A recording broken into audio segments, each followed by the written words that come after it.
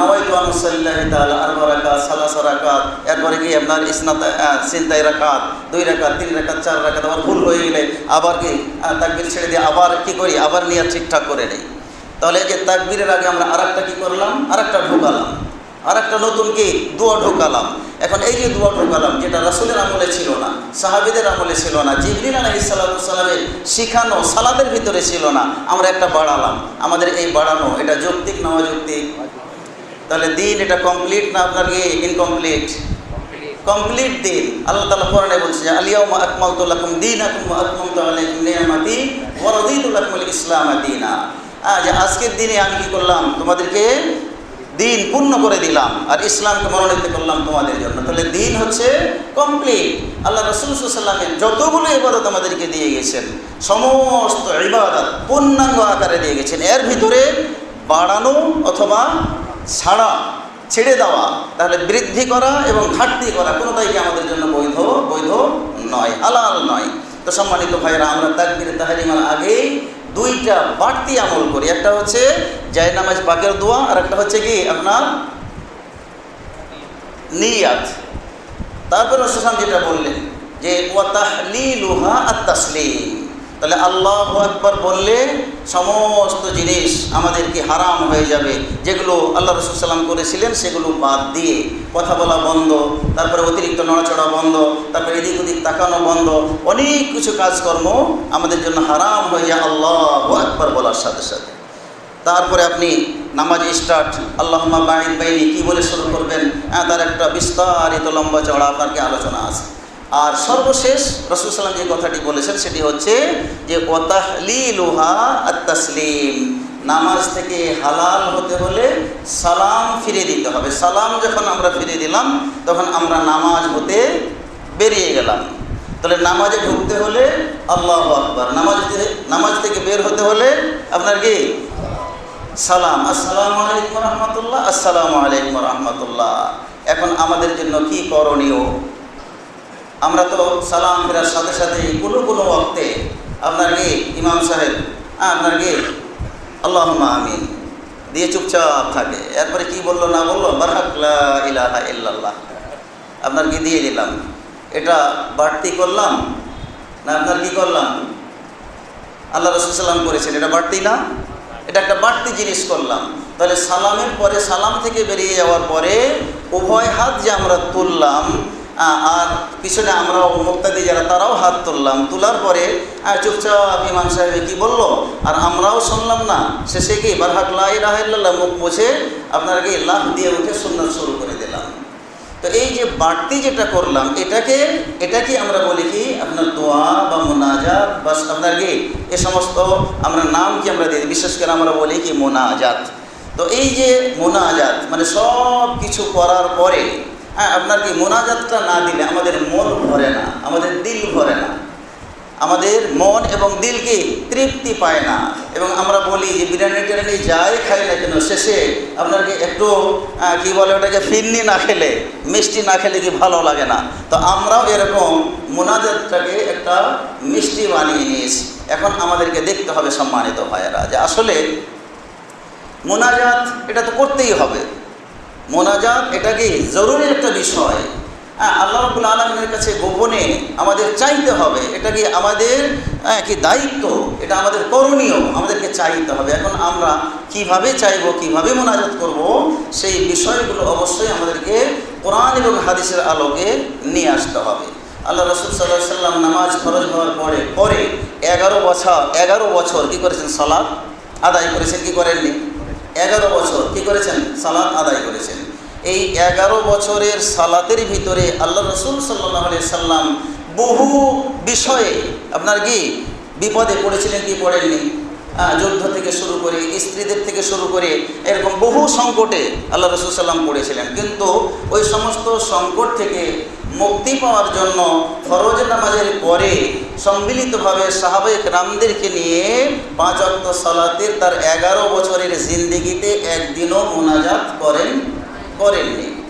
এখন যদি আমরা আমাদের নিজেদের জন্য হোক বা কঠিন সংকটের মুহূর্তে হোক কঠিন বিপদের মুহূর্তে হোক, বা সারা বিশ্বে মুসলমানেরা যে নির্যাতিত হচ্ছে এই নির্যাতন থেকে রক্ষা পাওয়ার জন্য হোক, আমরা যদি ভালো মনে করে যে এটা একটা সুন্দর সময়, যে ফরজের নামাজের পরে দোয়া কবুল হয়, আল্লাহ তাআলা বলেছেন, তো যেহেতু দোয়া কবুলের আপনার কি একটা অন্যতম সময়, এই হিসাবে আমরা সকলে মিলে আপনার কি একটা মোনাজাত দিব। এখন এটা আমাদের জন্য দেওয়া জায়েজ হবে কি হবে না, আপনাদের ওপর কি আমি ভার ছেড়ে দিলাম। যেই কাজ আল্লাহ রাসূল সাল্লাল্লাহু আলাইহি ওয়াসাল্লাম করেননি, এখন আমি এবং আপনি যদি করি তাহলে এটা সুন্নাত হবে না সুন্নাতের বিপরীত হবে, একটু আমাদেরকে ভেবেচিন্তে দেখতে হবে। যে আল্লাহ রাসূলের জীবনে বহু সংকট গিয়েছে, তার 11 বছরের জিন্দেগিতে আপনার কি করেন নাই, একটা ফরজ সালাতের পরে তিনি মোনাজাত করেন নাই। এখন আমি এবং আপনি যদি করি তাহলে এটা কি করে আমরা সুন্নাহ বলতে পারি? ঠিক একইভাবে আল্লাহ রাসূল সাল্লাল্লাহু আলাইহি ওয়াসাল্লাম বুঝলাম যে আল্লাহ রাসূল সাল্লাল্লাহু আলাইহি ওয়াসাল্লাম তিনি কি আপনার মোনাজাতের ব্যাপারে, দোয়ার ব্যাপারে মানে এত বুঝলেন না, তো হয়তো বা পরবর্তীতে সাহাবীরা কি এটা অনুধাবন করে তারা এটা চালু করতে পারতেন। এবং বিশেষ করে আল্লাহ রাসূল সাল্লাল্লাহু আলাইহি ওয়াসাল্লাম যে কথা বলে গেছেন, আলাইকুম বিসুন্নতি ওয়া সুন্নাতিল খুলাফাইর রাশিদিনাল মাহদিয়িন ওয়া ইয়্যাকুম ওয়া মুহদাসাতিল উমুর ফাইন্না কুল্লা মুহদাসাতিন বিদআহ ওয়া কুল্লু বিদআতিন যালালাহ। আল্লাহ রাসূল সাল্লাল্লাহু আলাইহি ওয়াসাল্লাম বলেছেন যে তোমরা আমার সুন্নাতকে আঁকড়িয়ে ধরো, আর 4 খলিফার হেদায়েতপ্রাপ্ত 4 খলিফার সুন্নাতকে আঁকড়িয়ে ধরো। কোনো কাজ যদি আল্লাহ রাসূল সাল্লাল্লাহু আলাইহি ওয়াসাল্লাম করে যে না থাকেন, আর 4 খলিফা আবু বকর, উমর, উসমান, আলী রাদিয়াল্লাহু তাআলা আনহু তারা যদি মনে করেন যে না এই কাজটা ইসলামের জন্য কল্যাণকর, এই মনে করে তারা যদি করে থাকে তাহলে সেটাও আমাদের জন্য মানালি আছে, বৈধতা আছে, আমরা মানতে পারি। তবে রাসূলের মূল সুন্নাতটার উপরেই কি আমাদের আমল থাকতে হবে। আর কোনো কারণে যদি আমরা মূল সুন্নাত না পাই বা নিজেদের কল্যাণ মনে করি, তাহলে 4 খলিফা কোনো কাজ করে গেলে সেটাও আমাদের জন্য মানা আবশ্যক। 4 খলিফা অনেক কাজ করেছেন যেটা আল্লাহ রাসূল সাল্লাল্লাহু আলাইহি ওয়াসাল্লাম করেননি। আবু বকর রাদিয়াল্লাহু তাআলা আনহু কোরআন একত্রিত করেছেন, ওমর রাদিয়াল্লাহু তাআলা আনহু আপনার কি করেছেন, জামাতের সাথে তারাবি আপনার কি ব্যবস্থা করেছেন, এরকম অনেক ভালো কাজ করেছেন। উসমান রাদিয়াল্লাহু তাআলা আনহু আপনার মুসল্লিদের দিকে লক্ষ্য করে জুমার আজান কি একটা ছিল 2টা করেছেন। তো এই যে বিষয়গুলো, এই বিষয়গুলো আমরা মানতে পারি, জায়েজ আছে। তবে যদি নাও মানি, রাসূলের সুন্নাতের উপর আমল করি, তাহলে সেটাও কি আমাদের জন্য যথেষ্ট। তো সম্মানিত ভাইয়েরা, 4 খলিফা আল্লাহ রাসূল মারা যাওয়ার পরে 4 খলিফা নামাজ পড়িয়েছেন না পড়ান নাই? পড়িয়েছেন। আবু বকর রাদিয়াল্লাহু তাআলা আনহু তার খেলাফতকালে 2 বছরের অধিক নামাজ পড়িয়েছেন। ওমর রাদিয়াল্লাহু তাআলা আনহু 10 বছরের অধিক কি করেছেন, আপনার নামাজ পড়িয়েছেন। উসমান রাদিয়াল্লাহু তাআলা আনহু 6 বছর কি করেছেন, আপনার নামাজ পড়িয়েছেন। আলী রাদিয়াল্লাহু তাআলা আনহু আপনার কি তিনিও কি নামাজ পড়িয়েছেন, তারা ইমাম ছিলেন। তো তারা তাদের সালাতের ভিতরে এই যে আপনার কি দীর্ঘ আপনার এই বছরগুলো তারা সালাত আদায় করিয়েছেন, তারা একটা দিনের জন্যেও আপনার কি করেননি, সম্মিলিতভাবে সকলকে নিয়ে হাত তুলে মোনাজাত করেননি। এখন এই 20 শতাব্দীতে এসে এখন আমরা যদি মনে করি যে না আমরা এত পাপ কাজ করছি, এত গুনার কাজ করছি, এখন আমরা একটু মোনাজাত না করলে মনে তৃপ্তি পাই না, তো যার ফলে আমরা কি করি, মানে সম্মিলিত মোনাজাতের এই বিশেষ করে ভারত উপমহাদেশের আমরা মানুষেরা এই মোনাজাতটাকে আমরা কি করলাম, আবিষ্কার করলাম। এখন বলুন, যে কাজ আল্লাহ রাসূল করেননি, 4 খলিফা করেননি, কোনো সাহাবায়ে কেরাম করেছেন বলে এর প্রমাণ কি আপনার পাওয়া যায় না। এবং আপনার মুহাদ্দিসিনে কেরাম, ইমাম বুখারী, ইমাম মুসলিম, ইমাম নাসাই, আবু দাউদ, তিরমিজি, যারা বড় বড় মুহাদ্দিস ছিলেন, তাদের আমল থেকে আপনার কি তারা বহুবার ইমামতি করেছেন। ইমাম আবু হানিফা রাহমাতুল্লাহ আলাইহি, ইমাম শাফি, ইমাম মালিক, ইমাম আহমদ বিন হাম্বল, 4 ইমাম তারা আপনার কি বহু ইমামতি করিয়েছেন, কিন্তু তাদের আমল থেকে এরকম পাওয়া যায় না যে তারা আপনার কি নামাজ শেষে সকল মুসল্লি মুক্তাদিকে নিয়ে সম্মিলিত মোনাজাত করেছেন।